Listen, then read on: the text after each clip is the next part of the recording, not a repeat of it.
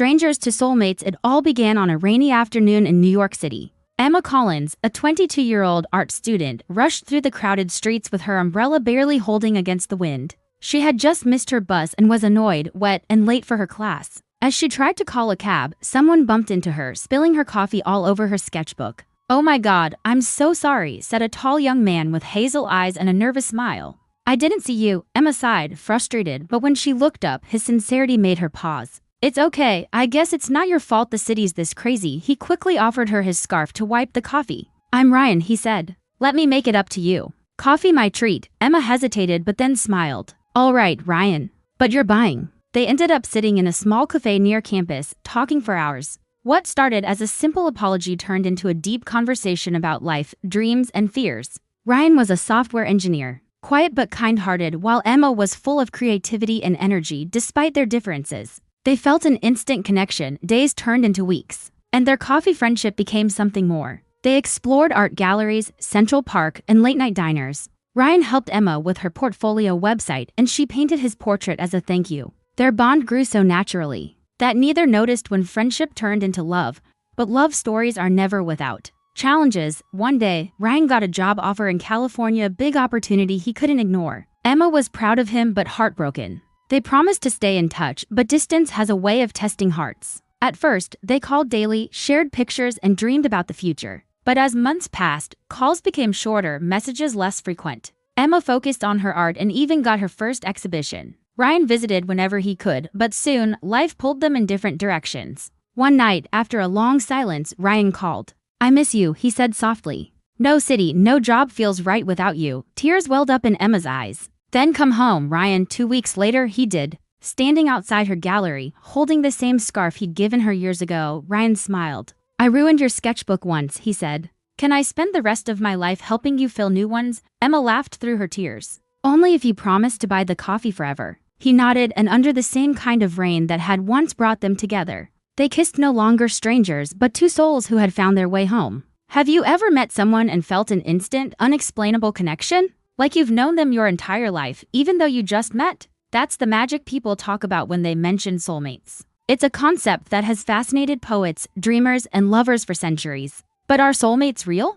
Or are they just a beautiful idea from a fairy tale? Today, let's explore that feeling, and I'll share a story that might just make you a believer. The idea of a soulmate isn't just about romantic love. It can be a best friend, a family member, anyone who understands you on a level that no one else does. They challenge you, support you, and help you grow into the best version of yourself. It's a connection that transcends time and circumstance. It's a bond that feels destined. Now, let me tell you about Sarah and Ben. Sarah was a painter, her world a canvas of bright colors and bold strokes. But in her heart, she felt a muted gray, a sense of longing for something she couldn't quite name. Ben was a musician, his melodies telling stories of faraway places and adventures he dreamed of. He was surrounded by people but often felt like he was playing a solo. They both lived in the same bustling city for years, their paths almost crossing a dozen times. They shopped at the same grocery store, frequented the same coffee shop, and even sat a few rows apart at the same concert once. The universe was gently nudging them together, but the timing just wasn't right.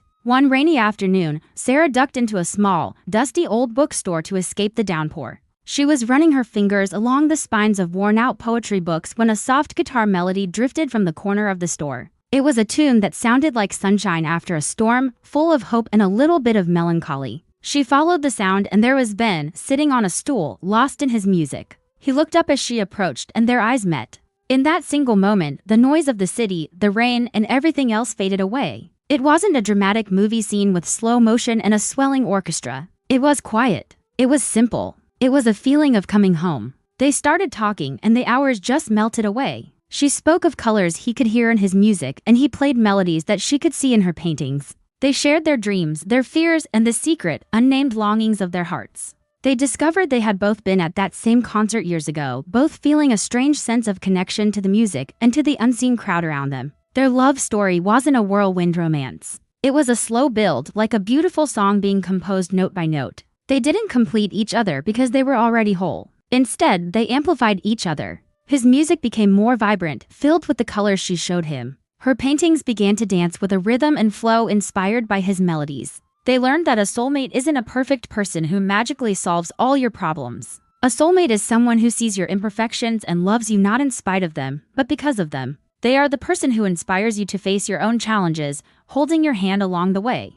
Ben helped Sarah find the courage to have her first gallery show, and she was the one who encouraged him to finally record his album. So, are soulmates real? Maybe the term soulmate is just a word we use to describe a connection so deep, so profound, that it feels like it was written in the stars. Maybe it's not about finding a missing piece of yourself, but about finding another whole soul who resonates with yours. Sarah and Ben's story reminds us that sometimes the most beautiful connections happen when we least expect them, in the most ordinary of places. What do you think? Have you met your soulmate? Share your stories in the comments below.